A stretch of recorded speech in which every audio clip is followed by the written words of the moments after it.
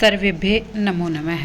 प्यारे बच्चों, आज हम कक्षा 10वीं का है मिड टर्म एग्ज़ाम का प्रश्न पत्र, आदर्श प्रश्न पत्र, वो हम हल करेंगे।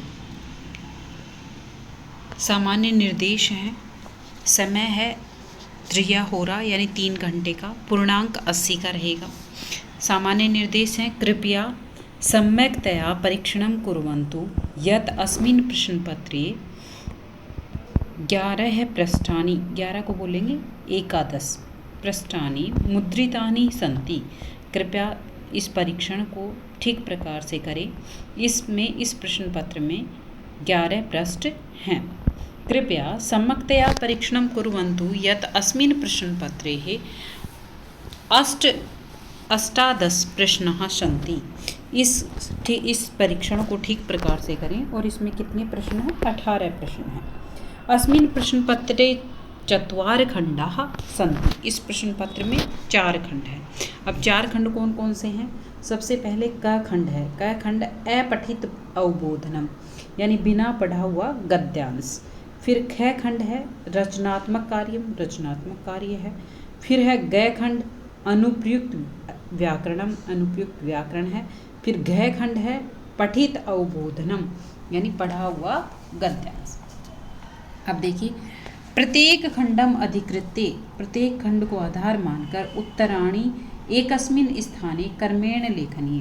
प्रत्येक खंड को आधार मानकर उत्तर को एकस्मिन् स्थाने, एक स्थान पर क्रमेण लेखनीय, क्रम से लिखना है। यानी जो एक खंड है उसके एक साथ लिखने हैं, दूसरा खंड है उसके एक साथ लिखने हैं, अलग अलग नहीं लिखने। उत्तर लेखनात् पूर्वम प्रश्नस्य क्रमांक अवश्यम लेखनीय। ये उत्तर लिखने से पहले वहाँ पर प्रश्न क्रमांक है वो अवश्य लिख दें कि ये इतने नंबर का प्रश्न है।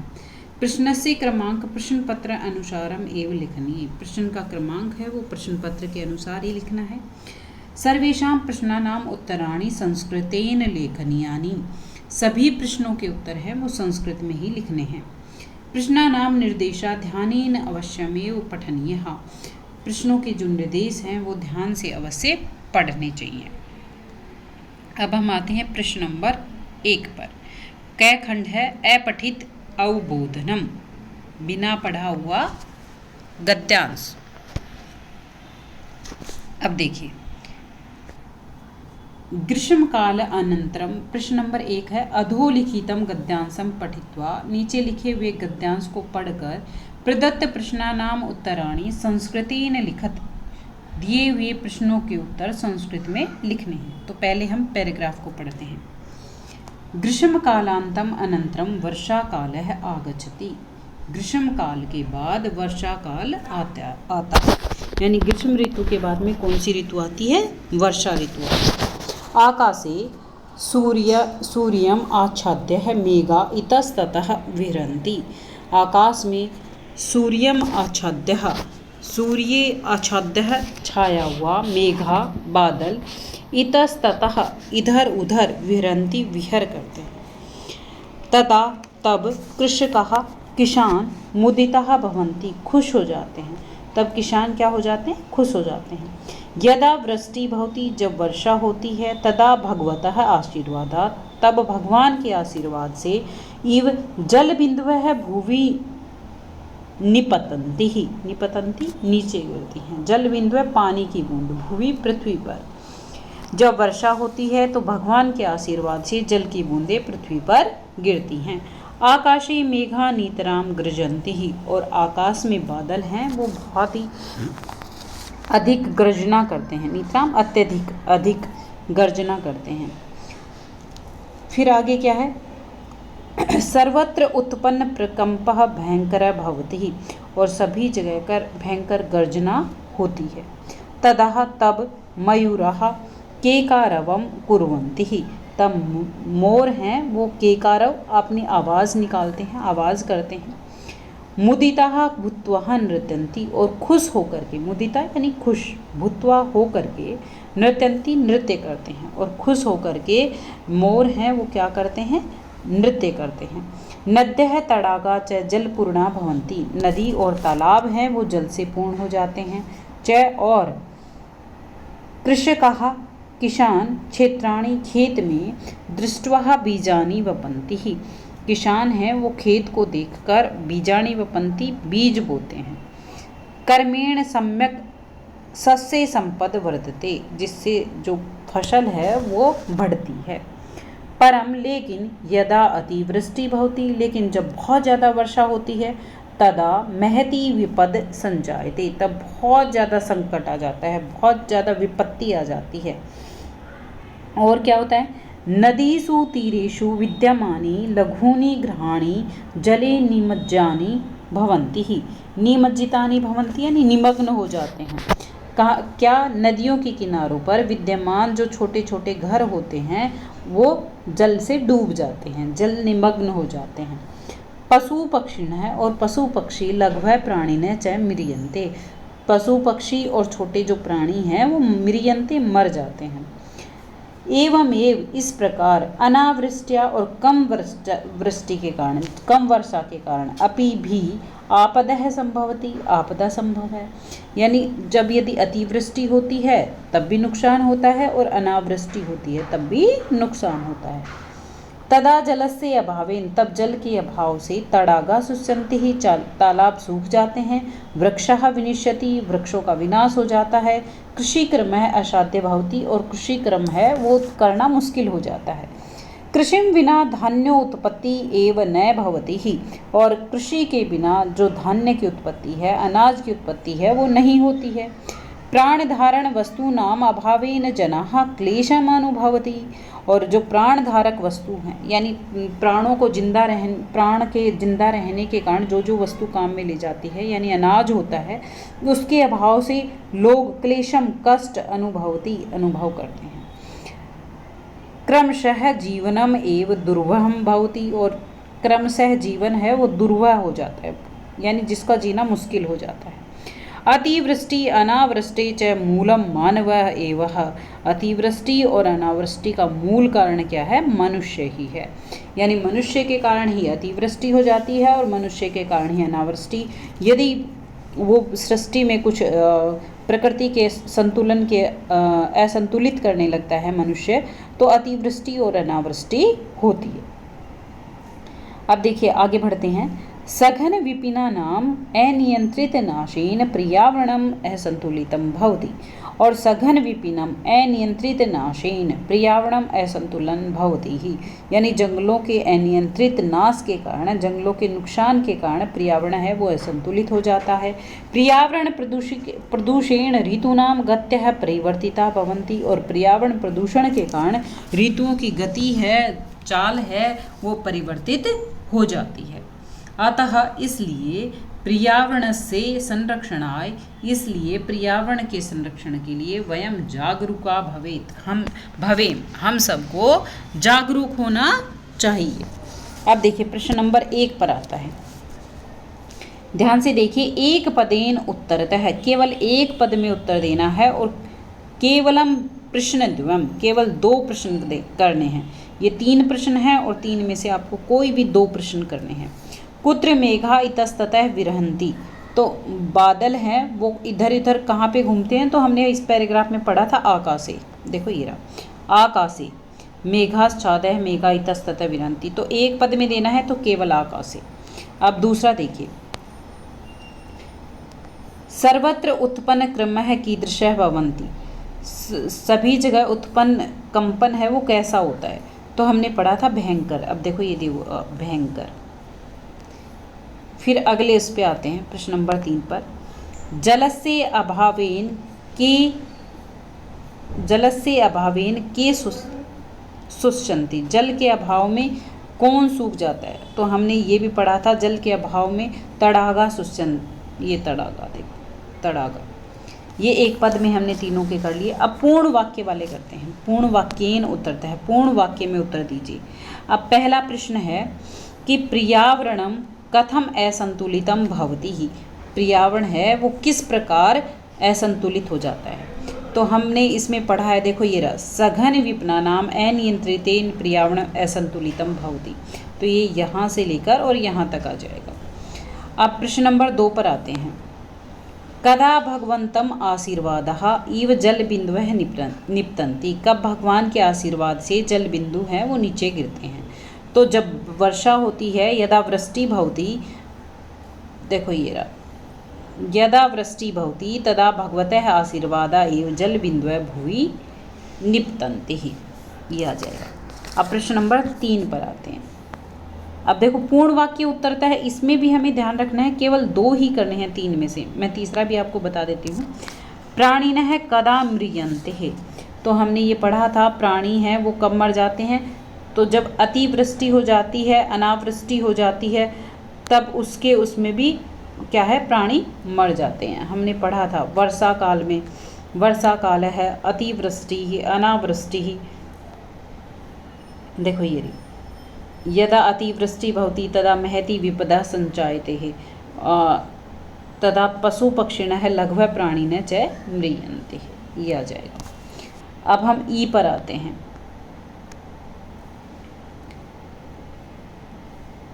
इसमें दिया हुआ है अस्य अनुच्छेदस्य कृते उपयुक्त शीर्षक संस्कृतेन लिखत, उपयुक्त शीर्षक लिखना है। तो हमें शीर्षक में शीर्षक किस प्रकार से लिखते हैं, पैराग्राफ में किसके बारे में बात की गई है, पैराग्राफ में हमें वर्षा काल के बारे में बात की है, तो इसका नाम वर्षा काल भी हो सकता है शीर्षक का नाम। फिर अतिवृष्टि अनावृष्टि परिणाम भी हो सकता है, अतिवृष्टि अनावृष्टि च परिणाम है, ये इसके शीर्षक हो सकते हैं। अब देखिए यथा निर्देश उत्तरतः, निर्देश के अनुसार उत्तर देना है। केवल प्रश्न 3, केवल 3 प्रश्नों के देने हैं। अब देखो इसमें 4 दिए होंगे। एक दिया हुआ है कृषकाः क्षेत्राणि कदा बीजानि वपन्ति, कृषक किसान हैं वो खेत में कब बीज बोते हैं। तो अत्र क्रियापदम किम, यहाँ पे क्रियापद क्या है, तो क्रिया क्या होता है, कोई भी काम का करना होता है वो क्रिया कहलाता है। तो बीज बोना, बोना क्रिया है, तो वपन्ति यहाँ पर क्रिया हो गई। तो वपन्ति देखिए गय में दिया हुआ है वपन्ति, तो ये आंसर हो गया। अब हम आते हैं दूसरे प्रश्न पर। असंतुलितम इति विशेषण पदस्य विशेष्य किम, असंतुलित इस विशेषण पद का विशेष्य पद क्या है। तो असंतुलित जो दिया हुआ है विशेषण पद, उसके आगे हम पैराग्राफ में देखेंगे क्या दिया गया है। देखो असंतुलित शब्द देखते हैं, असंतुलित कहाँ पे आया है। तो असंतुलित के बाद में जो भी आया होगा वो ये देखो, ये दे पर्यावरणम, नीचे नीचे पर्यावरणम असंतुलितम, तो यहाँ पे पर्यावरण हो जाएगा, विशेष क्या हो जाएगा, पर्यावरण। फिर है अरण्यानाम इति पदस्य किम पर्याय पदे गद्यांशे प्रयुज्यम, अरण्य होता है जंगल, तो इस पद का पर्यायवाची गद्यांश में क्या दिया गया है। तो मेघ तो होगा नहीं, बादल, मेघ का अर्थ होता है बादल। निमज्जिताम ये भी नहीं होगा, निमग्न होना। पर्यावरणम नहीं होगा, विपन्नम आया है, विपिनम होता है जंगल, तो विपिनम ठीक हो गया। इसका आंसर क्या हो जाएगा, विपिनम। दुखिता इति पदस्य विपर्य है किम प्रयुक्तम, दुखिता है उसका विपर्य लिखना है। दुखिता दुखी होना और मुदिता खुश होना, तो मुदिता आ जाएगा। अब रचनात्मक खंड पर आते हैं। ख रचनात्मक खंड दिया गया है। इसमें देखिए क्या करना है, भगवान दिवाकर है, आप दिवाकर हैं, है ना, यानी आपका नाम दिवाकर है। सब मातुलः निमंत्रितुम, अपने मामा को निमंत्रितुम निमंत्रण देने के लिए लिखित पत्र मंजूषाया पदे पूरयित्वा पुनः लिखत, मंजूषा में दिए गए पदों की सहायता से पूरयित्वा पुनः लिखितः लिखना है। अब देखो सबसे पहले वाराणसीतः, वाराणसी से दिनांक है, यहाँ पर दिनांक डाल देनी है। आपका जिस भी तारीख को पेपर है, यदि 5 को है तो 5 दिनांक डाल दीजिएगा। फिर आदरणीय के बाद में हम किसको संबोधन कर रहे हैं वो यहाँ पर आ जाएगा। सस्नेह नमः, स्नेहपूर्वक नमस्कार। अत्र कुशलम तत्रास्तु, यहाँ पर कुशल है वहाँ पर भी कुशल होंगे। भवान इदम ज्ञात्वा, यहाँ पर ऐसा जानकर। अत्यधिक प्रसन्न है भविष्यति, इस प्रकार अत्यधिक प्रसन्नता होगी। यत मम, की मेरी वार्षिक परीक्षा परिणाम है, मेरी वार्षिक परीक्षा का परिणाम आगत है, आ गया है। अहम, मैं परीक्षायाम सर्वाधिक अंकानाम प्राप्तवान, प्राप्तवान अस्मि, मैंने परीक्षा में बहुत अधिक अंक प्राप्त किए हैं। अंकानाम लब्धि कारणात्, अंक प्राप्त करने के कारण सर्वोच्च छात्र सम्मान राज्य सरकार के द्वारा अहम चित्तः अस्मि, मैं बहुत ही खुश हूँ। तत्र सम्मान स्थले, उस सम्मान स्थल पर सर्वे अपि अभिभावका, सभी अभिभावक आमंत्रिता भवन्ति, आमंत्रित हैं। मम सम्मान कार्यम भवान अपि, मेरे सम्मान के कारण आप भी उपस्थित भवतु, आप भी उपस्थित हो जाएं। इति मम महती इच्छा वर्तते, ये मेरी बहुत ही महान इच्छा है। यतो ही अभिभावकेषु भवान अन्यतम वर्तते, इसलिए अभिभावकों में आप सबसे प्रमुख हैं। मातामह्यो चरणों, मातामह के चरणों में मम मेरा साष्टांग प्रणाम, साष्टांग यानी अंगों सहित प्रणाम। भवदीये भगिनी, आपका भागिने है भाई, इसमें क्या हो जाएगा दिवाकर है, आपकी भगिनी का भाई यानी आपकी बहन का पुत्र क्या हो जाएगा दिवाकर। तो अब देखो पैराग्राफ, इसमें से मंजूषा में से शब्दों की पूर्ति करते हैं। सबसे पहले क्या आ जाएगा, यहाँ पर आपको दिनांक भरनी है। फिर 1 नंबर पे आ जाएगा मातुला, 1 नंबर पे आ जाएगा मातुला। फिर 2 नंबर पे क्या आ जाएगा तत्रास्तु, तत्रास्तु आ जाएगा। अहम कुशलम तत्रास्तु, यहाँ पर सब कुशल हैं और वहाँ पर भी कुशल होंगे, तो तत्रास्तु आ जाएगा। 1 नंबर पे मातुल है, 2 पे तत्रास्तु। फिर है भगवान इदम ज्ञात्वा अत्यधिक प्रसन्नः भविष्यति, आपको यह जानकर अधिक खुशी होगी। तो यहाँ पर देखिए भविष्यति, भविष्यति 3 पे आ जाएगा, ठीक है। फिर है यत की मम वार्षिक परीक्षाया परिणाम आगत है, मेरी वार्षिक परीक्षा का परिणाम आ गया है। फिर है अहम, मैं, परीक्षायाम, तो परीक्षा में, परीक्षायाम 4 नंबर पे आ जाएगा। अहम परीक्षायाम सर्वाधिक अंकान प्राप्तवान, मैंने परीक्षा में सबसे अधिक अंक प्राप्त किए हैं। सर्वाधिकानाम अंकानाम, सभी अंकों के कारण, अंकानाम सभी अंकों के कारण। फिर लब्धि कारणात्, प्राप्त करने के कारण। सर्वोत्कृष्ट छात्र सम्मान के लिए राज्य सरकार द्वारा। फिर अहम, तो 5 नंबर पे क्या आ जाएगा लब्धि कारणात्, लब्धि कारणात्। फिर 6 नंबर पे क्या आ जाएगा अहम, 6 नंबर पे आ जाएगा अहम।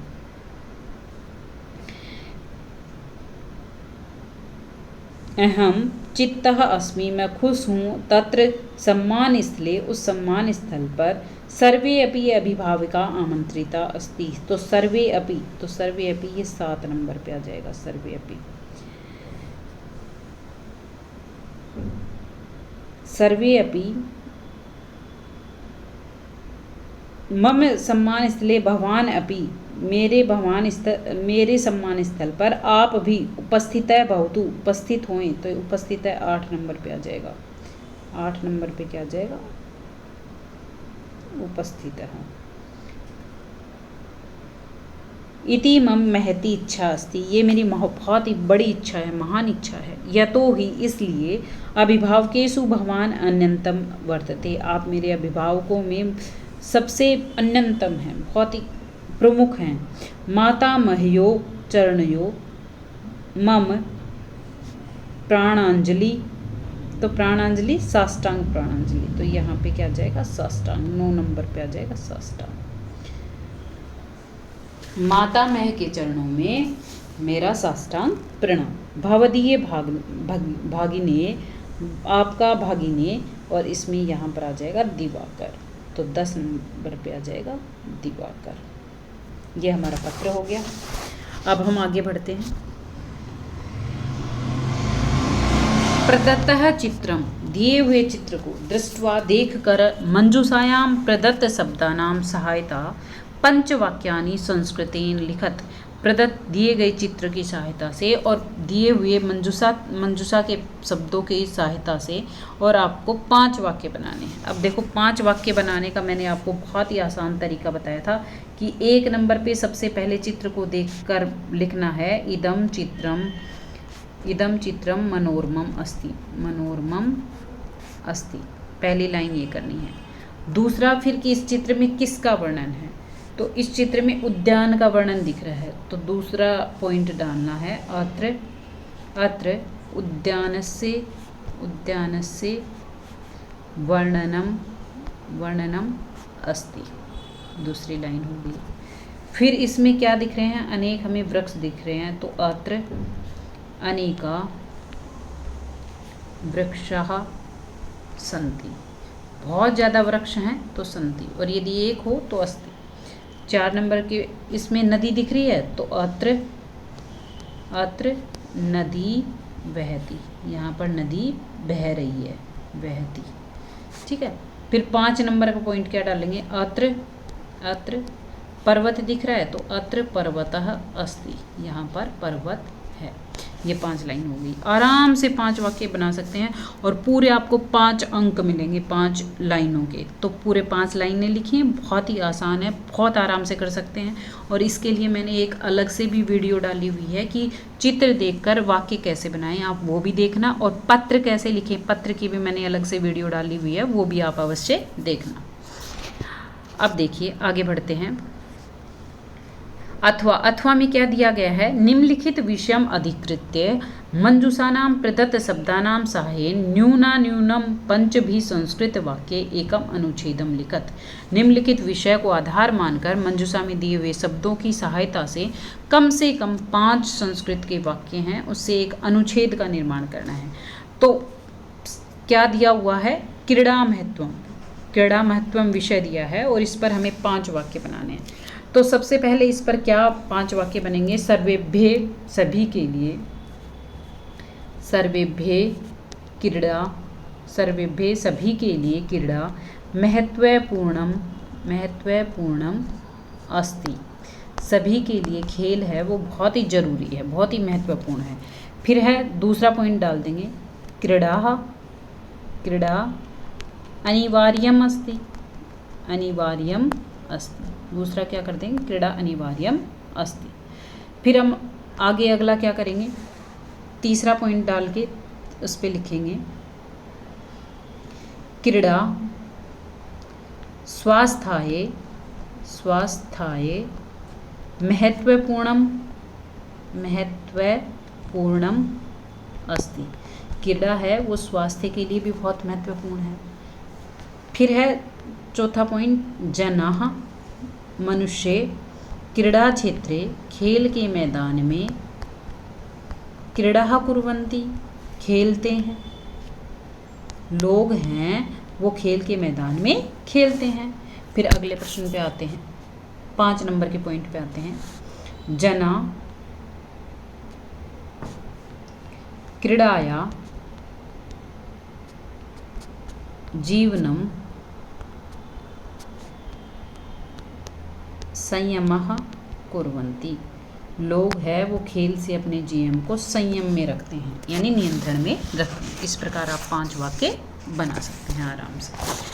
अब देखिए अगला वाक्य है, निम्नलिखित अधोलिखितानि वाक्यानि संस्कृत भाषायाम अनुद्या लिखत, जो नीचे दिए हुए वाक्य हैं उसका संस्कृत में अनुवाद लिखना है। तो मैंने संस्कृत अनुवाद का भी एक वीडियो छोड़ा है कि संस्कृत में अनुवाद कैसे करें, आप वो वीडियो भी ज़रूर से ज़रूर देखना कि आसान भाषा में हम कैसे संस्कृत से हिंदी के लाइनों से और संस्कृत बना सकते हैं। अब देखो, देश की शिक्षा व्यवस्था अच्छी है, तो देश की, तो इसमें कौन सी विभक्ति है, षष्ठी है, तो क्या हो जाएगा, देशस्य, देशस्य शिक्षा व्यवस्था, तो शिक्षा व ये व्यवस्था, शिक्षा व्यवस्था, देशस्य शिक्षा व्यवस्था उत्तमः, उत्तम अस्ति, देश की शिक्षा व्यवस्था उत्तम है, तो देशस्य शिक्षा व्यवस्था उत्तम अस्ति।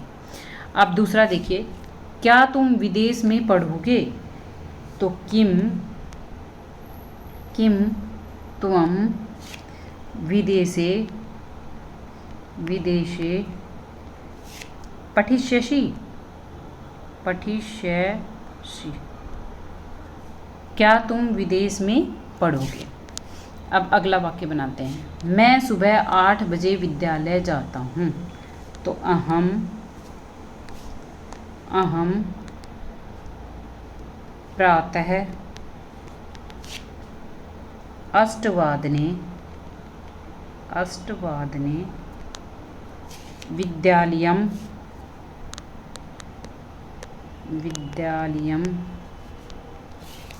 गच्छामि। अब देखो अगला, देखिए अगला क्या है। आपके संस्कृत शिक्षक का नाम क्या है। तो आपके, तो यदि मेल है तो क्या करना है, भावतः संस्कृत शिक्षकस्य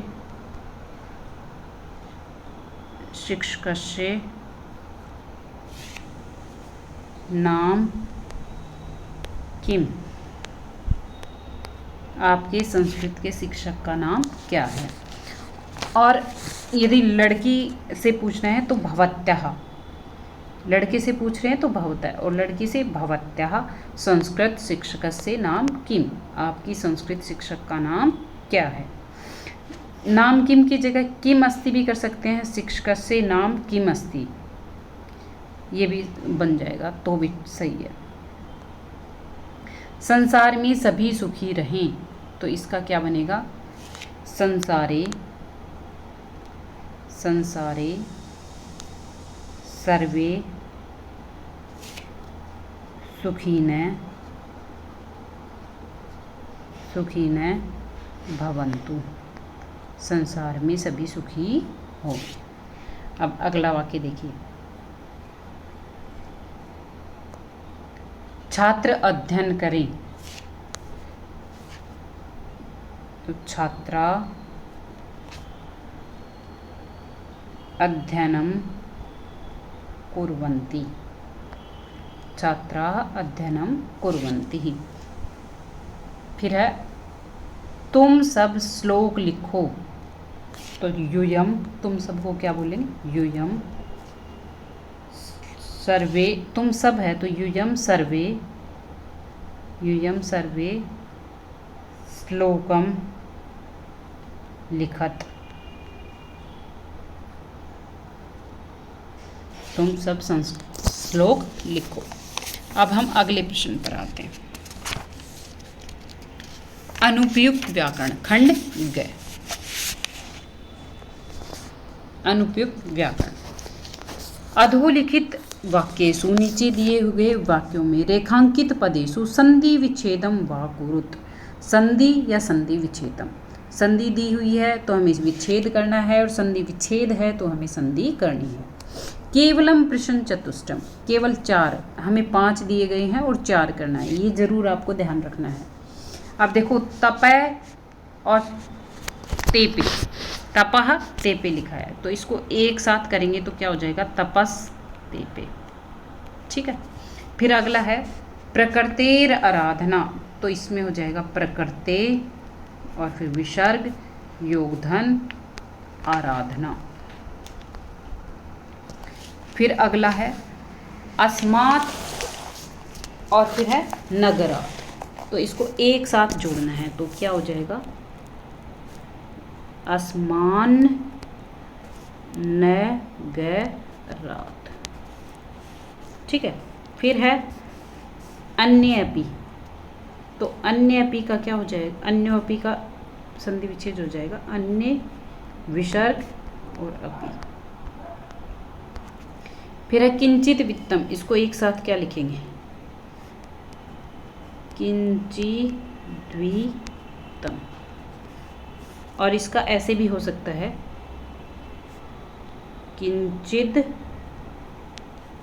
किंचिद और वित्तम, ये भी ठीक है, ये भी ठीक है और ये भी ठीक है, दोनों हो जाएंगे। अब हम अगले प्रश्न पर बढ़ते हैं। प्रश्न नंबर 6। अधोलिखित वाक्येषु रेखांकित पदानाम समास विग्रहम व प्रदत्त विकल्पेन चित्वा लिखत। नीचे दिए हुए रेखांकित वाक्य हैं, उनका समास विग्रह, समासम समास विग्रह या फिर प्रदत्त विकल्पे चित्वा लिखत, जो दिए हुए विकल्प हैं उनमें से लिखने हैं। यानी समास विग्रह है, जो 4 विकल्प दिए हैं उनमें से देखकर लिखने हैं। अब देखो इसमें दिया गया है न्यायाधीश आरक्षणम दोष भाजनम अमन्यत। तो दोष भाजनम, इसमें कौन सा तत्पुरुष समास है, दोष का भाजन करने वाला, तो क्या हो जाएगा, इसमें षष्ठी तत्पुरुष समास है, दोषस्य भाजनम, दोष का भाजन। फिर है काक चेष्टः विद्यार्थी एवं आदर्श छात्र मन्यते है, आदर्श छात्र है उसकी विशेषता है, यानी विद्यार्थी के लक्षण हैं 5 लक्षण, उसमें काक चेष्टः बको ध्यानम स्वान निद्रा अल्पाहारी गृह त्यागी, तो उसमें काक चेष्टा है, तो काक किसी चेष्टा होनी चाहिए, तो इसका विग्रह होगा का कोवे किसी चेष्टा, तो काक इव चेष्टा यस्य सह, तो ये हो जाएगा कोवे किसी चेष्टा, काक इव चेष्टा यस्य सह, तो वो क्या बन जाएगा, विद्यार्थी, अन्य अर्थ निकल जाएगा इसका विद्यार्थी, कोवे की जैसी चेष्टा किसकी है, विद्यार्थी की। आगे बढ़ते हैं, पर्वत कुलम जलद इव तव त्वम पर्वत कुलम आस्वान रिक्तो अस्ति, तो पर्वत कुलम यानी पर्वतों का कुल, तो पर्वतानाम, इसमें क्या आ जाएगा, पर्वतानाम कुलम, पर्वतों का कुल। फिर देखा हयाश्च नगाश्च, हयाश्च नगाश्च, तो इसका एक साथ हो जाएगा है नागः। फिर है मलेन सहितम, तो मलेन सहिता का क्या हो जाएगा, समलम। ठीक है, फिर हम आगे बढ़ते हैं प्रश्न नंबर 7 की तरफ। अधोलिखित वाक्येषु रेखांकित पदानां प्रकृति प्रत्ययो संयोज्य विभज्य च उचितम उत्तरम विकल्पेभ्ये चित्वा लिखत। जो अधोलिखित रेखांकित पद हैं उनमें प्रकृति प्रत्यय को जोड़कर या फिर तोड़कर, यानी या तो साथ करके संयोज्य यानी साथ करके लिखना है, या विभज्य टुकड़े करके लिखने हैं। उचित पद ये 4 दिए गए हैं, इनमें से लिखना है, और केवल प्रश्न चतुष्टम, केवल 4 प्रश्न करने हैं, यानी 5 दिए होंगे और हम उन 5 में से 4 करने हैं। देखो दिया है बुद्धिमान, तो बुद्धिमान में जिसका आन मान शेष रहता है तो वो कौन से उसमें होता है, मतुप प्रत्यय में, बुद्धि और मतुप हो जाएगा। फिर है अभ्यधिका, अभ्यधिका में अभ्यधिक और फिर क्या आ जाएगा, टाप, स्त्रीलिंग हुआ है इसमें, तो अभ्यधिक और टाप। ठीक है, फिर उसके बाद में क्या है, क्रूर और तल, क्रूर तल, तो इसका क्या हो जाएगा, क्रूर तल का क्या हो जाएगा, क्रूरतया, क्रूरतया। फिर है समत्वः, तो इसका क्या हो जाएगा, समत्व, समत्वम हो जाएगा। फिर है तपस्विनी, तपस्विन का विच्छेद करेंगे तो क्या हो जाएगा, तपस्विन और ङीप हो जाएगा, तपस्विन और ङीप, स्त्रीलिंग है, स्त्री प्रत्यय है। अब प्रश्न नंबर 8 पर आते हैं। प्रश्न नंबर 8 में क्या दिया गया है, वाच्य अनुसारम उचित पदै रिक्त स्थानानि पूरयित्वा अधोलिखितम संवादः पुनः लिखित। प्रश्न 3, केवल 3 प्रश्न करने हैं, और अनुवाद को इसमें क्या दिया गया है, वाच्य के अनुसार उचित पद की रिक्त स्थानों में पूर्ति करनी है और संवाद की पूर्ति करनी है। भो वाशवः, अरे वाशव, पुत्रस्य दैन्यम दृष्ट्वा, पुत्र की दीनता देखकर, मया, मया मेरे द्वारा, तो इसमें क्या आ जाएगा, रुदते, क्या आ जाएगा, रुदते। फिर स दीन इति जानपि स कृषकः तम पीड्यति ही, तम, इसमें क्या आ जाएगा, तम। किम एतत् भवताम न दृश्यते, क्या ये तुम्हें दिखाई नहीं दे रहा है, तो इसमें दृश्यते हो जाएगा। फिर है पुत्राय बाल्ये महत विद्याधनम यच्छति ही, तो इसमें आ जाएगा पिता।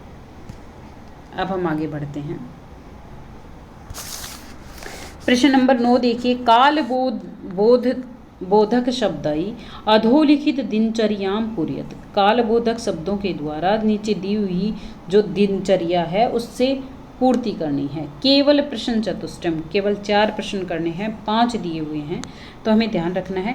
देखो इसमें क्या दिया गया है, 3:30 दिया गया है, तो 3 को क्या बोलेंगे, 3, और आधा है 3:30 है, तो 3:30 को क्या कहेंगे, सार्ध 3 वादने। क्या बोलेंगे? सार्ध त्रिवादने।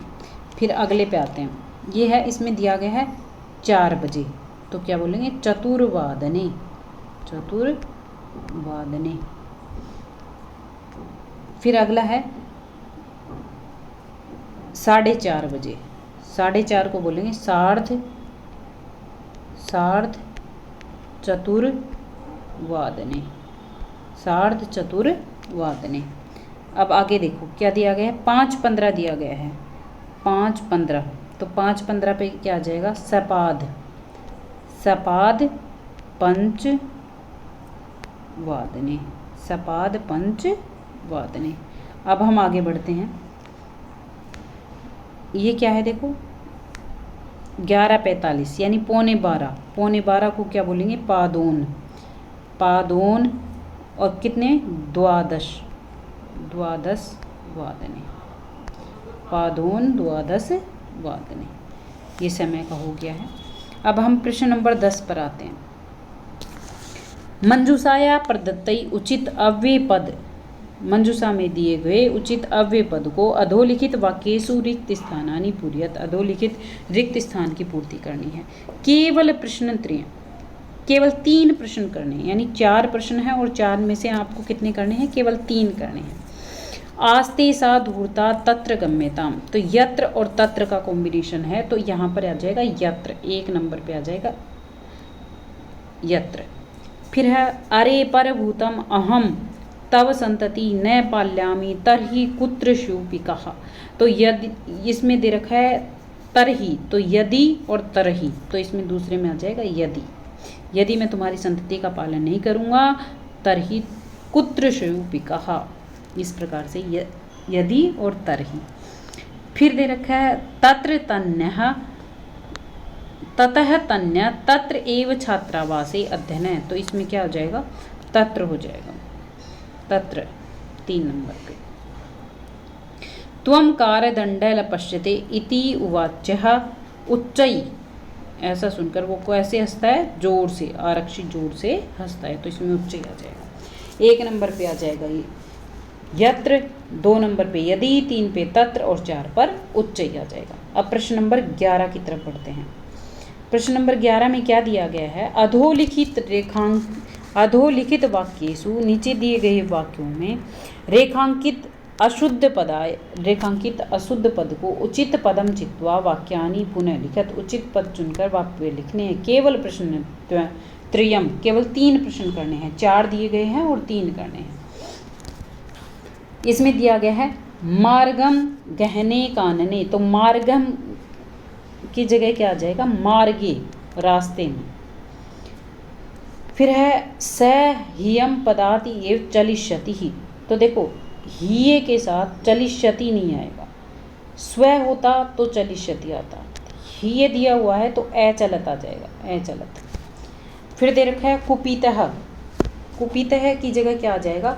कुपिता, क्योंकि स्त्रीलिंग है कुपितः, सा स्त्रीलिंग है तो इसकी जगह क्या आ जाएगा? कुपिता। यदि हमने पढ़ा था कर्ता स्त्रीलिंग है तो क्रिया भी स्त्रीलिंग की ही आएगी। 4 नंबर पे बढ़ते हैं। प्रणमति सर्वे प्रकृतिम, तो सर्वे के साथ में एक वचन की क्रिया नहीं आएगी, इसमें आ जाएगा प्रणमंति ही, सर्वे के साथ में प्रणमंति ही आ जाएगा। अब हम आगे बढ़ते हैं।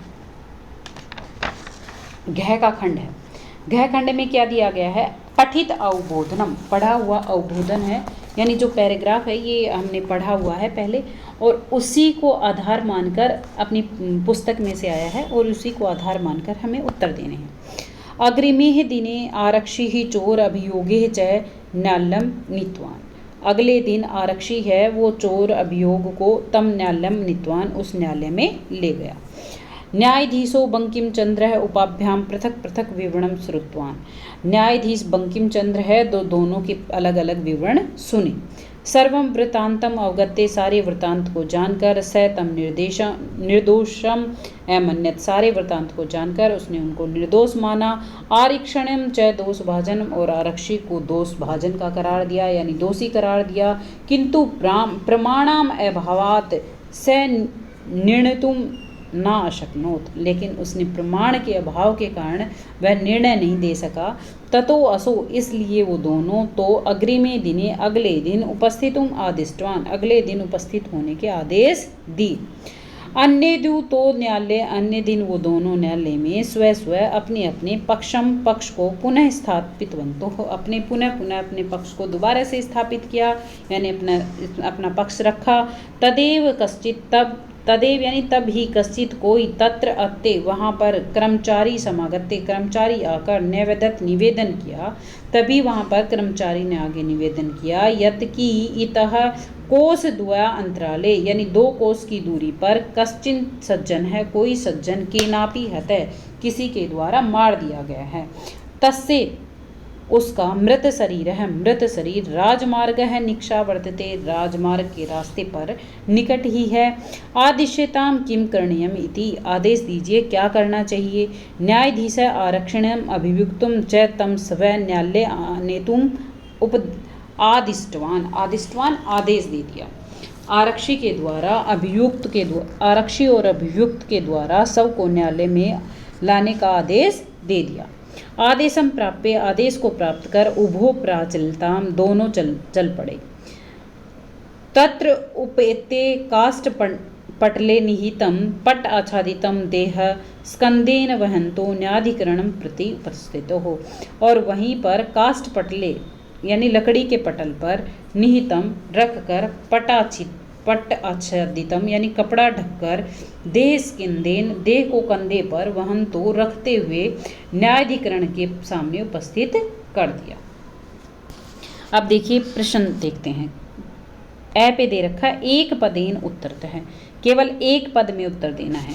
तो एक पद में उत्तर देना है, न्यायाधीश कम दोष भाजनम अमन्यत, न्यायाधीश है वो किसको दोष भाजित करता है। तो इसमें आरक्षणम दे रखा है, देखो सबसे पहले क्या आ जाए इसमें, आरक्षणम। फिर ख पे आते हैं, आरक्षी चोराभियोगे है तम जन्म कुत्र नीतवान, तो वहाँ पर क्या आ जाएगा, तम जन्म न्यायालयम नीतवान, न्यायालय में ले गया। फिर है तीसरा प्रश्न, न्यायाधीश है आरक्षणम अभियुक्तम च किम आनेतुम आदिष्टम, उसने क्या लाने का आदेश दिया, तो तम मृत शरीरम, उस मृत शरीर को या शव को लाने का आदेश दे दिया। फिर पूर्ण वाक्य पे आते हैं। अब देखो इसमें से ये ध्यान रखना है, केवल प्रश्न 2 ही करने हैं, 3 दिए होंगे, 3 में से 2 करने हैं, 3 दिए होंगे और आपको 2 करने हैं। पूर्ण वाक्येन उत्तरता है, इसका उत्तर हमें पूर्ण वाक्य में देना है। उभो कथम न्यायाधीशम प्रति प्रस्थितो, वो दोनों कैसे न्यायाधीश के सामने उपस्थित होते हैं। तो देखो इसमें दिया गया है, उभो काष्ठ पतले निहितम पटाच्छादितम देह स्कंदेन वहतो न्यायाधिकारणम प्रति प्रस्थितो, यहाँ तक आ जाएगा। अब दूसरे प्रश्न पे आते हैं कि कर्मचारी समागत्ते किम निवेदित, कर्मचारी है वो समागत्ते पास आकर के क्या निवेदन करता है। तो कर्मचारी क्या निवेदन करता है वो देखिए, यहाँ पर पैराग्राफ में दिया गया है, ये रहा, समागत्ते निवेदत यत् इतः कोशद्वयंतराले कश्चिन जनः केनापि हतः तस्य मृत शरीरः राजमार्गः निक्षा वर्तते। फिर अगले ग पे आते हैं। ग पे क्या दिया गया है प्रश्न में, न्यायाधीशो बंकिम चंद्र किम श्रुतवान, न्यायाधीश बंकिम चंद्र है उसने क्या सुना। तो देखो इसमें दे रखा है, न्यायाधीशो बंकिम चंद्र उपाध्याय पृथक पृथक विवरण श्रुतवान, अलग अलग विवरण सुना। अब आते हैं ई पर, निर्देशानुसार उत्तर, निर्देश के अनुसार उत्तर देना है। प्रश्न द्वयम, केवल 2 प्रश्नों के उत्तर देने हैं, 3 में से किसके, 2 के देने हैं। अमन्यत इत्यस्य क्रियापदस्य कर्तृपदम किम, अमन्यत ये क्रियापद है तो इसका कर्ता क्या होगा। तो अमन्यत जो शब्द है उसमें सबसे पहले देखेंगे कि कहाँ पर आया पैराग्राफ में अमन्यत, जहाँ पर अमन्यत आया होगा उससे उस लाइन का कर्ता ढूंढेंगे कि कर्ता क्या है। कर्ता जो पहला शब्द होता है वो पहला कर्ता होता है। तो इसमें न्यायाधीश के लिए आया है, न्यायाधीश बंकिम चंद्र के लिए है, तो या तो से आ जाएगा से, और या फिर क्या आ जाएगा बंकिम चंद्र आ जाएगा। देखो ये दे रखा व्रतांतम निरोध्य है आदिस्वान, तो इसमें क्या आ जाएगा से आ जाएगा। अब हम आगे बढ़ते हैं, इसमें क्या दिया गया है देखो अगला, पटाच्छादितम इति विशेषण पदम किम विशेष्य। पटाच्छादितम, तो इसमें पटाच्छादितम के साथ में क्या पूछा है, देहम लिखा था, पटाच्छादितम देहम, देखो ये पटाच्छादितम देहम, तो इसमें देहम आ जाएगा, क्या आ जाएगा देहम।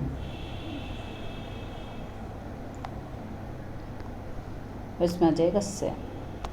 फिर है समीपम इत्यस्य पर्याय पदम प्रयुक्तम, समीपम है इसका पर्याय पद क्या होगा, समीपम का निक्षा हो जाएगा, निक्षा यानी पास में, तो निक्षा का प्रयोग हुआ है।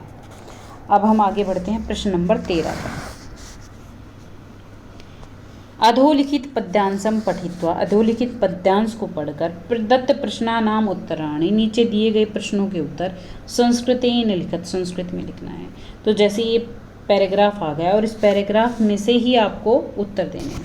तो यदि आपको पैराग्राफ का अर्थ नहीं पता है, ये सूची पर्यावरणम पहला अध्याय है, उसमें से लिया गया है।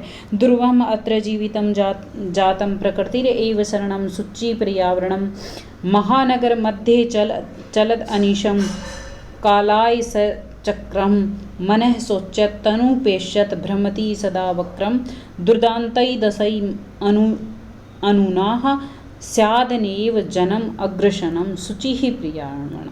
पर्यावरण से संबंधित बताया गया है, तो हमें किस प्रकार से इसे देखना है। देखो एक पद में उत्तर देना है, एक पद में, और केवल प्रश्न एवं केवल 2 प्रश्नों के उत्तर देने हैं। अत्र किम दुर्वह जातम, यहाँ पर क्या मुश्किल हो गया है, तो जीवितम, ये देखो जातम से पहले ये इसमें से देखना है कि कौन कौन से शब्द वहाँ पर पैराग्राफ में आए हैं। जैसे जातम आया है और दुर्वह आया है, तो इसका मतलब उत्तर अपना यहीं आसपास है, तो इसमें क्या आ जाएगा जीवितम। फिर दूसरे प्रश्न पर आते हैं। दूसरे प्रश्न में क्या दिया गया है, महानगरे कालचक्रम कदा चलती ही, तो इसमें क्या आ जाएगा महानगरे कालचक्रम। देखो ये अनिशम, चलत अनिशम इसमें दे रखा है ना, तो ये हो जाएगा अनिशम, दूसरे का अनिशम हो जाएगा। फिर तीसरा क्या है, पर्यावरणम कीदृशः भवितव्य है, पर्यावरण कैसा होना चाहिए, तो हमने क्या पढ़ा है, पर्यावरण सूची पर्यावरण पवित्र होना चाहिए, साफ सुथरा होना चाहिए, स्वच्छ होना चाहिए। अब हम आते हैं पूर्ण वाक्येन उत्तरतः, पूर्ण वाक्य में उत्तर दीजिए। पूर्ण वाक्य में उत्तर देना है, तो देखो कालाय चक्रम किम कुर्वन् वक्रम भ्रमति ही, कालाय चक्र है वो क्या करते हुए घूमता है, तो मनः सोच्य तनुपेशद, ये वाला आ जाएगा, तो ये देखिए ये हो जाएगा मनः सोच्य तनुपेशद भ्रमति सदा वक्रम, ये आ जाएगा। फिर दूसरा देखिए, केन जनम अग्रसनम न्यासात, तो इसमें आ जाएगा दुर्दान्तै जना, दुर्दान्तैम जनानुशाह स्यान एव जनम अग्रशन है स्यात्। अब प्रश्न नंबर 3 पर आते हैं। कः अस्माकं शरणम अस्ति ही, कः अस्माकं शरणम अस्ति, तो इसमें आ जाएगा कौन हमारी शरण में आए, तो प्रकृतिर एव अस्माकं, प्रकृतिर एव अस्माकं शरणम अस्ति, पहली लाइन दे रखा प्रकृतिर एव शरणम। फिर हम आते हैं ई पर, निर्देशानुसार उत्तर, निर्देश के अनुसार उत्तर देना है।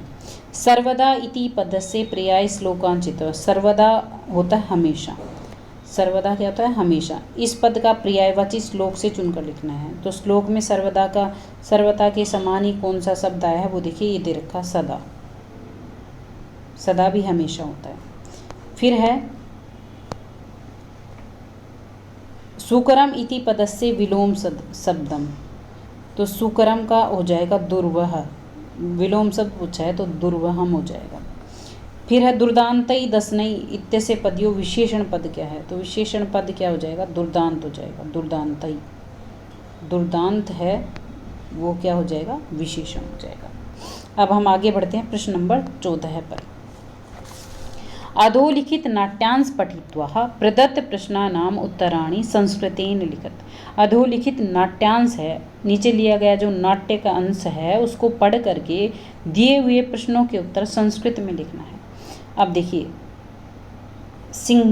सिंहासनस्थ राम है, सिंहासन पर स्थित राम, ततः प्रविशत, उसके बाद प्रवेश करता है, विदूषकनोन उपदिश्य मार्गो तापसो कुशवो, उसके बाद में विदूषक का उद्देश्यमान मार्ग रास्ता दिखाता हुआ तापसी और कुशलवो, कुश और लव, जो तापस है और कुशलव है वो प्रवेश करते हैं। विदूषक कहता है इतः इतः आर्ये, इधर से आइए, हे आर्ये, इतः इधर से, कुशलवो, कुश और लव, रामम उपसृत्य प्रणम्य च, राम के पास जाकर और प्रणाम करके, अपि कुशलम महाराज से, क्या महाराज कुशल हैं? राम है, युष्मत् दर्शनात् कुशलम एवं, तुम्हारे दर्शन से कुशल ही हूँ। भवतो किम वयम अत्र कुशलम प्रश्नस्य भजनम एवं न पुनरतिथि जन समुचितस्य कंठाश्लेषः, क्या भवतो किम, आप क्या, वयम अत्र, हम सब, कुशल प्रश्न, ये सब ठीक है, पुनः उसके बाद अतिथियों को कंठाश्लेषस्य यानी गले लगा करके, परिजस्व अहो हृदय ग्राही स्पर्श, और मन ही मन के अरे ये तो बहुत ही हृदय स्पर्शी, हृदय को अच्छा लगने वाला स्पर्श है। आसनार्थ उपवेश्यति ही, आसन से आधा ऊपर की ओर उठते हुए, उभौ दोनों, राज आसनम खलु एतः न युक्तम अध्यासितुम, ये राजा का आसन है और यहाँ पर बैठना ठीक नहीं है। राम है, स व्यवधानम च चरित्र आलाप है, अपने व्यवधान के अनुसार ही चरित्र की बातचीत है, यानी जैसा चरित्र है वैसी ही बातें हैं।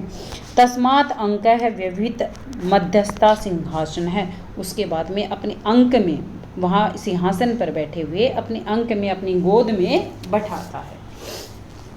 अंकम अनुवेशति, गोद में बिठा करके, उभौ दोनों, अनिच्छाम नाटक, बिना इच्छा का नाटक करते हुए, राजन अलम इति दक्षिणेन, इस प्रकार दक्षिणा की ओर, राम है, राम, अलम अति शालीनतया, बहुत ही शालीनता से क्या कहता है, भवती शिशो जनो वयो अनुरोधात, हम तो आपके शिशु के समान अनुरोध करते हैं, गुणानाम महताम लालनीय एवं, गुणों के अनुरूप ही तुम्हारा लालन किया गया है, कि तुम शिशुओं का तुम्हारे गुणों के अनुरूप ही लालन पालन किया गया है। व्रजति हिमकरो अपि बाल भावात पशुपति मस्तक केतक छत्वम, इस प्रकार हिमकर के द्वारा बाल भाव से ये पशुपति मस्तक है, केतक है, उसका अवच्छेदन किया गया है। राम, फिर दोबारा से राम कह रहे हैं, ऐसे भवतो सौंदर्य अकुलति जनेन कौतूहलेन पृच्छामि, तुम्हारे सौंदर्य को देखते हुए मैं कौतूहल पूर्वक पूछना चाहता हूँ। क्षेत्रीय कुलः पितामहयो सूर्य चंद्रियो को व भवतः वंशस्य जन है, क्या आपके दादा का कौन सा कुल है, क्षेत्रीय कुल है, सूर्य या चंद्र कौन सा कुल है? तो लव कहता है भगवान सहस्त्र अदिति ही, सूर्य कौन से वंश का बताता है, सूर्य वंश के हैं हम। अब हम प्रश्न पर आते हैं, प्रश्न नंबर 1 पर, एक पदेन उत्तरतः, एक पद में उत्तर देना है। एक पद में उत्तर देना है तो क्या पूछा है, कुश लवयोः वंशस्य कर्ता, क्या कुश और लव के वंश का कर्ता कौन है? तो देखो सहस्त्र अदिति हमने पढ़ा है। फिर है को अनिच्छाम नाट्यत, कौन अनिच्छा की नाटक करते हैं? तो उभो, उभो कौन? कुश लवो, कुश और लवो। फिर है कुश लवो मार्ग है कै निर्देशती, कुश और लव को मार्ग कौन निर्देश करता है? तो विदूषक है, विदूषक का काम होता है निर्देश करना, विदूषक का काम होता है बताना, तो विदूषक आ जाएगा। फिर पूर्ण वाक्येन उत्तरतः है, पूर्ण वाक्य में उत्तर देने हैं, तो पूर्ण वाक्य में उत्तर देने हैं। पहला प्रश्न है हिम करे कस्मात भवान पशुपते मस्तके वर्जती ही, तो इसमें क्या आ जाएगा, हिम करे बाल भावात, हिम करो बाल भावात पशुपति मस्तके है, अच्छा होता है। फिर 6 नंबर का प्रश्न है कुश लवो रामम उपसृत्य प्रणम च किम अपृच्छत, कुश लव राम के पास जाकर और प्रणाम करके क्या पूछते हैं? तो वो पूछते हैं महाराज ठीक तो हैं, महाराज कुशल तो हैं। तो सबसे पहले देखो ऊपर लाइन है, रामम उपसृत्य प्रणम्य चापी कुशलम महाराजस्य, ये पूछते हैं क्या महाराज कुशल तो हैं। अब अगला प्रश्न देखिए, अगले प्रश्न में क्या दिया गया है, गय वाले में, रामः कथम कुश लवो वंश परिचम पृच्छति। राम है वो कुश और लव से कैसे वंश परिचय पूछते हैं। तो ये देखो दे रखा है, कौतूहलेन पृच्छामि, सौंदर्य अवलोकजनेन कौतूहलेन पृच्छामि। फिर ई पर आते हैं, निर्देशानुसार उत्तर, निर्देश के अनुसार उत्तर देना है। ततः प्रवस्ति विदूषकेन उपदिश्य मान मार्गो तापसो कुशलवो अत्र कर्तृपदम किम। यहाँ पर कर्तृपद क्या है, तो कर्तृपद हो जाएगा कुशलवो, कुशलव है वो कर्तृपद है। फिर है समीपः गत्वा प्रियायवाची किम प्रयुक्तम, समीपम गत्वा पास जाकर, तो पास जाकर का यहाँ पर हुआ है उपसृत्य, उपसृत्य होता है पास जाकर के। फिर निर्गछत इति प्रदस्य विप्रिय पदम, निर्गछत होता है जाना, तो होता है प्रविशत, प्रवेश करना, तो इसमें प्रविशत शब्द का प्रयोग हुआ है। अब प्रश्न नंबर 15 पर आते हैं, रेखांकित पदानि आधृत्य प्रश्न निर्माणम कृत, रेखांकित पदों का आधार मानकर प्रश्न निर्माण करना है। प्रश्न चतुष्टम केवल 4 प्रश्न बनाने हैं और हमें 5 दिए गए हैं, 5 में से 4 बनाने हैं। तो देखो यहाँ पर क्या दिया है, वनात, वनात में कौन सी विभक्ति है, पंचमी, तो इसमें क्या आ जाएगा कस्मात, कह शब्द की पंचमी विभक्ति कर देनी है इसमें कस्मात। फिर है निज गले, निज गले जगह का दिया हुआ है तो यहाँ पर आ जाएगा कुत्र। फिर अतिथि, अतिथि की जगह क्या आ जाएगा कै, अतिथि की जगह क्या आ जाएगा कै। फिर है सुंडेन, तो सुंडेन में कौन सी तृतीय है, तो केन आ जाएगा केन। फिर है विदुषाम, विदुषाम की जगह क्या आ जाएगा केशाम, क्या हो जाएगा केशाम। अब हम आते हैं प्रश्न नंबर 16 की तरफ। मंजुषातः समुचित पदानि चित्वा अधोलिखित श्लोकस्य अन्वय पूरित्वा पुनः लिखत, अन्वय पूरित करके और पुनः लिखना है। तो देखो पहले श्लोक दिया हुआ है और इसकी अन्वय पूर्ति करनी है। आश्वास्यः पर्वता कुलम तपनो उष्ण तप्तः उद्यम दावदी विदुराणी, विदुराणी च काननानि नाना नदी दस्तानि पूरित्वा रिक्तो असि यद जलम सेव तवो उत्तमः श्री। तो इसमें देखियो सबसे पहले क्या हुआ है, हे जलद, हे जलद, फिर उसके बाद में पहले नंबर पे आ जाएगा तपन, तपनो उष्ण तप्तम, 1 नंबर पे आ जाएगा। पर्वत कुलम उद्यम दावदी विदुराणी, फिर काननानी, फिर क्या आ जाएगा काननानी 2 नंबर पे। आश्वस्य नानादिनिश्यति, फिर उसके बाद में पुरीत्वः 3 नंबर पे आ जाएगा पुरीत्वः च यत रिक्तसी स एव तव उत्तमः श्री, तो इस 4 नंबर पे आ जाएगा उत्तमः।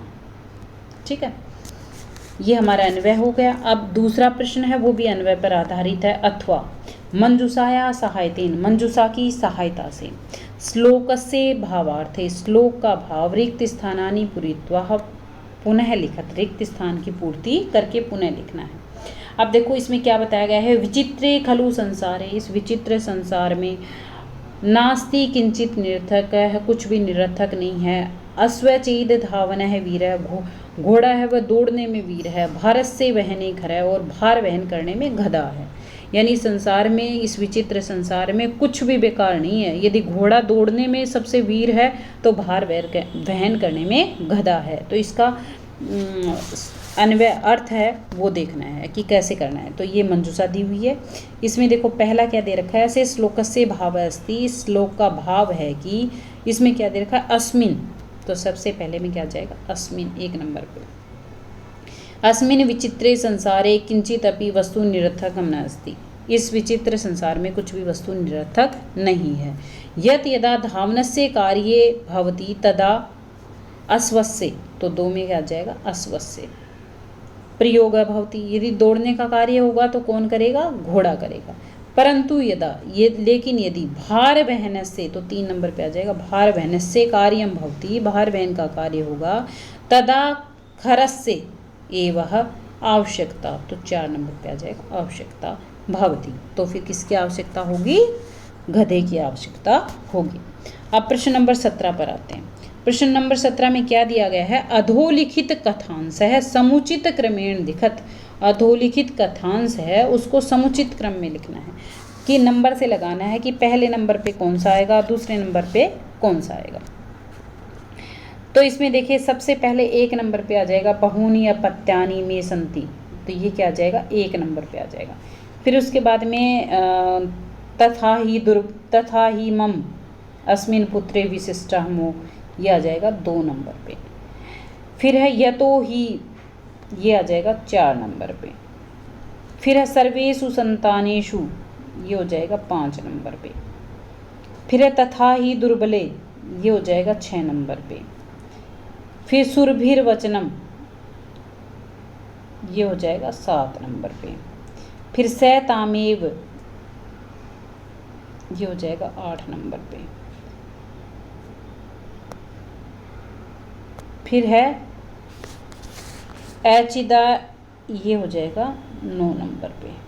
सबसे लास्ट में ये आ जाएगा। अब हम अंतिम प्रश्न पर आते हैं। 18 नंबर का प्रश्न है अधोलिखित वाक्येषु, नीचे दिए गए वाक्यों में रेखांकित प्रसंगानुकूलम उचितार्थ चित्वा लिखत। उचित अर्थ को चुनकर लिखना है। केवल प्रश्नत्रयम, केवल 3 प्रश्न करने हैं, यानी 4 हैं और हमें 3 करने हैं। अब देखो इसमें क्या दिया गया है? पाषाणी सभ्यता निसर्गे न स्यात्। पाषाणी सभ्यता है उसमें निसर्गे न स्यात् की जगह क्या जाएगा? प्रकृतो। निसर्गे की जगह क्या जाएगा? प्रकृतो आ जाएगा। अब हम इस पर आगे बढ़ते हैं। सा पुत्रो चपेट या प्रहरते जगाता है। प्रहरते प्रहार करके होता है, तो ताड़ित्व आ जाएगा इसकी जगह। फिर है दुर्बले सुते मातु कृपा भवति। दुर्बले की जगह क्या जाएगा? निर्बले पुत्रे। जो कमजोर पुत्र होता है उस पर माँ की दया होती है। फिर है अर्थ काश्येन। अर्थ काश्येन की जगह क्या आ जाएगा? धना भावेन। क्या आ जाएगा? धना भावेन। इस प्रकार ये हमारा प्रश्न पत्र पूरा हो गया है। प्रश्न पत्र से संबंधित कोई भी परेशानी हो तो आप कमेंट करके ज़रूर पूछें। प्रश्न पत्र आपको समझ में आया या नहीं आया ये भी कमेंट बॉक्स में कमेंट करके बताएं। आपको वीडियो अच्छा लगे तो प्लीज़ लाइक और शेयर ज़रूर करना। जयतु संस्कृतम जयतु भारतम। धन्यवादः।